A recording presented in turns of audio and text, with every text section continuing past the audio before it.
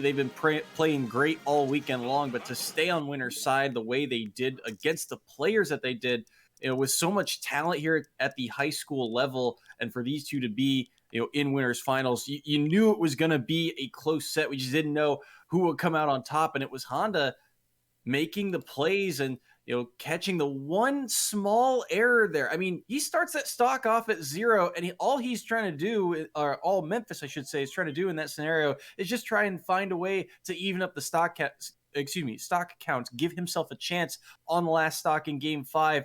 And what smart recognition by Honda in those last few moments. Yeah, so I do feel like, okay, so what are these two plays? What do they have to look out for as they go on? Well, one thing is Memphis, I feel like towards the end, started warming up a little bit with some of the follow-ups, definitely getting a little bit more technical with him, getting a little bit more into it, which was really nice to see. Maybe a little bit too late for that last set, but definitely going to improve going into the next one. Memphis, when we see them again in grand finals, I would like to see maybe just some more awareness of where you are relative to the opponent. Header, so powerful when it's like, especially against Peach, who doesn't necessarily have phenomenal hitboxes that like hit under her. It's so good when you were doing it like under the ledge, or like just horizontally. I did not like a lot of the headers and sun salutations that were when you were like diagonally up and above Peach, especially at the mid range. I would like to see Memphis just be a little bit more cognizant of the spacing that which they occupy. So, Memphis coming off that loss, I feel like you still have a lot of momentum in the fact that you warmed up as Peach, one of the most technical and, input-intensive characters in the game. So that is not somebody that you can go into cold. That is somebody that you got to be ready and, properly warmed up to play at the level that you want. Memphis will be eagerly awaiting the winner of this set. Toad versus Manny is our losers semis set. Now, Toad, we talked about him a lot this weekend, how he was one of the top seeds coming into this bracket, 12-1 in the regular season. He was top 2 in the national championship last year, falling to his classmate Liam from Fairfield Ludlow High School. Manny, we haven't seen a lot of him, but from what we've seen, he's been kind of the underdog, the dark horse story of this bracket, and he'll be rocking R.O.B in this set to open up our day. Yeah, let's see how this ends up playing out as we do indeed jump into game 1 over here. And this is quite a bit of a matchup. This is going to be, a tale of two advantage states, and already this is looking like Toad's song to sing along to. 45% right off the bat, especially on Town and City. There is so much more combo potential to be had. So far, things even through percents, but it is very early in the game. But there's a parry, the forward air. That drag down forward air into down tilt is the Toad classic of sorts for this Falco as he finds another one. That forward air gonna land and knock R.O.B away for the moment, and those aerials won't find their mark. That Nair of R.O.B covers so much space and does so much work, but I love that idea there. What coverage from Toad, sees the early up B and has no fear going up after him with the up airs. Yeah, able to get the up smash off. Now Toad has a pretty confident lead for themselves, and I just feel like already, we are seeing that Manny maybe struggling a little bit to initiate. Forwarded fantastic coverage on the air dodge. Already a big lead and just amassing so much extra credit at this point. Wow. Phenomenal follow-ups, and what an extension and optimization with that laser. Good Nair to get back to stage from Manny. He's got to find a way around that reflector as well, as there it comes through, blocking the laser. And now the up tilt, and won't be able to follow up off the back of it. And Manny's in a world of hurt right now, 144, and the chase down is still on. He's only got Toad up to 94 as the up smash comes through, and down goes stock number 2. And you're still looking for a response here from Manny.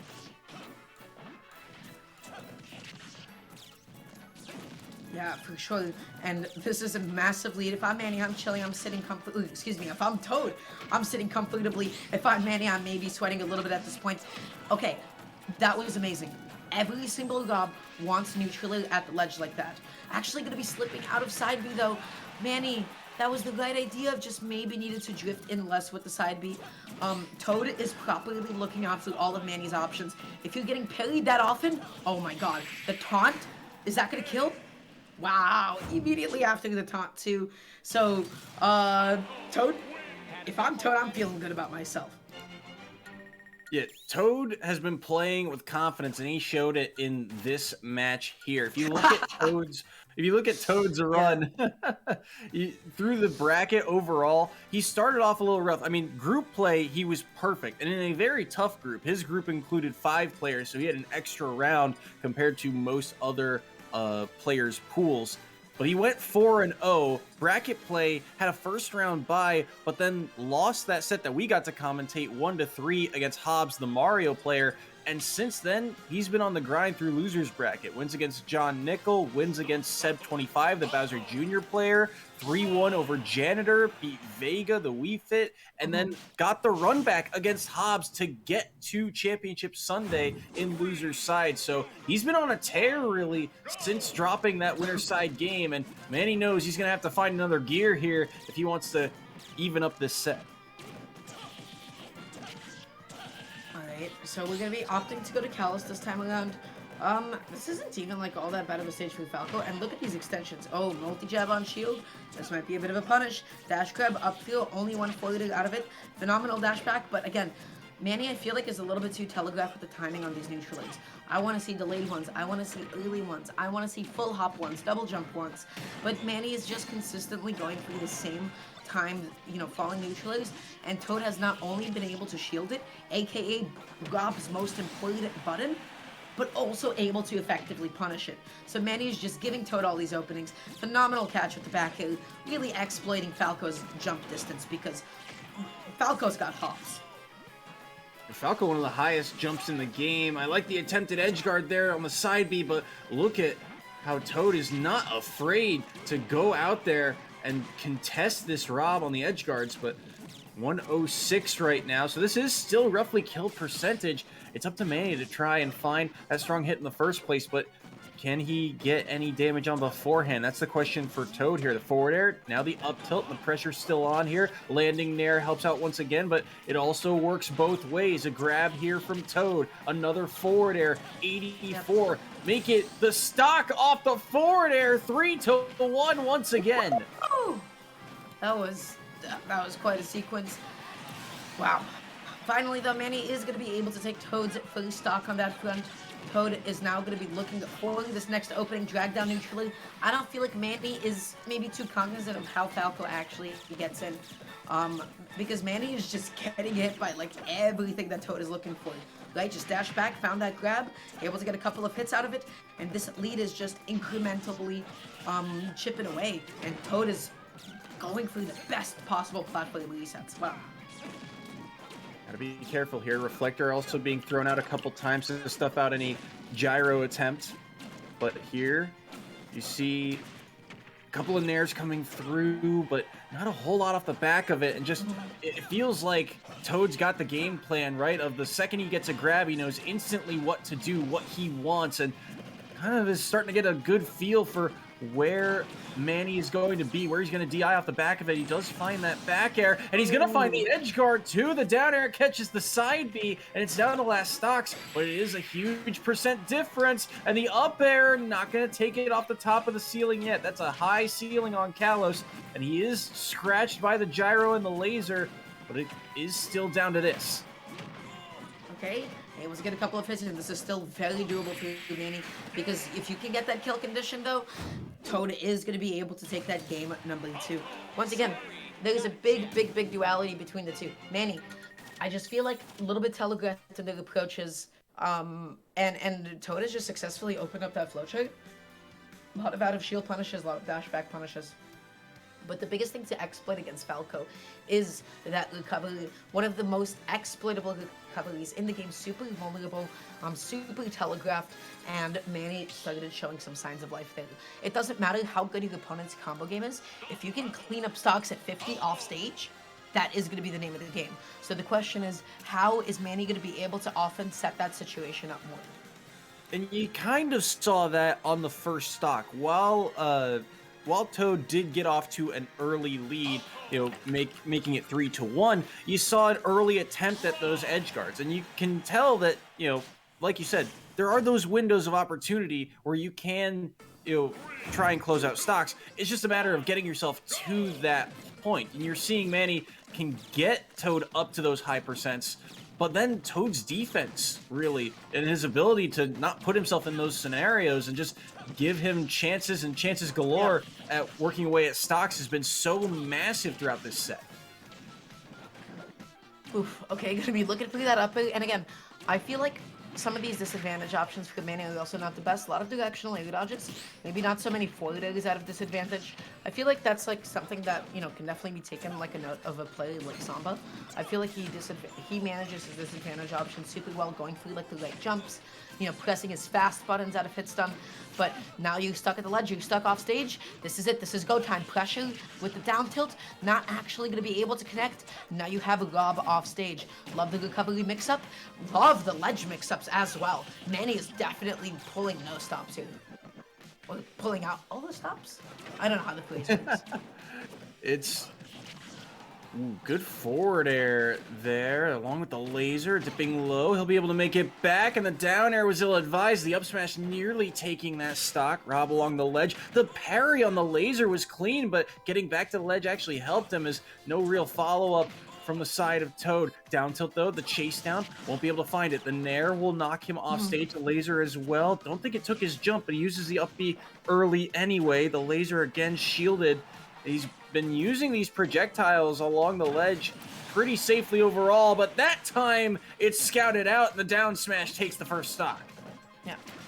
Alright, looking for the forward and just able to get the up tilt. You're on Battlefield. This was a mistake of a stage because this is Falco's playground. Especially on a super heavy like R.O.B, your combo potential is genuinely infinite.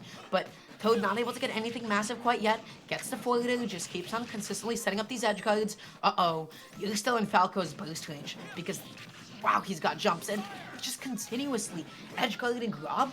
That is not a sight that you see often at all. Yeah, you really don't, and it goes to show, the way that Toad is playing right now. But that's a grab. Up air, no, couldn't catch him. Good DI out of it and the air dodge off the back of it. And now look at all of this percent that's been built up. The laser, though, is going to catch him recovering. No option there, and we're back to even at stocks, but still, it's a massive percent lead in that forward air. That's going to start to kill relatively soon. Okay, able to get the up tilt into the up. Ooh, that DI a little tiny bit suspect, but it's okay because Manny is still living, Manny is still chilling. And I would like to see Manny maybe commit to some more grabs, some more down tilts, because I feel like Manny is just maybe defaulting and autopiloting to a lot of like, hey, R.O.B likes falling neutrally.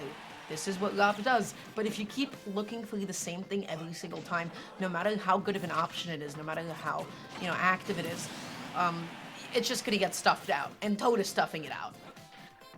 I mean, the number of times Toad, at least in this game in particular, has just been on hard callouts with things like the down smash, the up smashes, but the gyro setup and the pressure at the ledge will even things back up. What a play from Manny.